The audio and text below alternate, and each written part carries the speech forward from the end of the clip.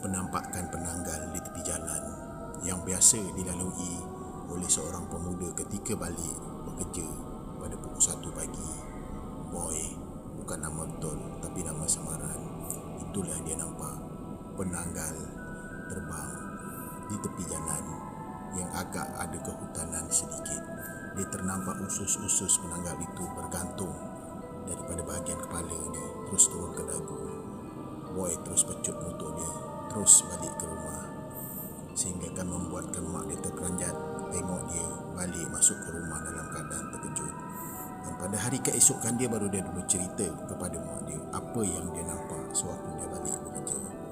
Dan sehingga pada hari itu Boy bertekad dia takkan nak balik lebih daripada pukul 1 pagi. Kalau boleh dia nak balik awal dari itu sebelum pukul 12 malam.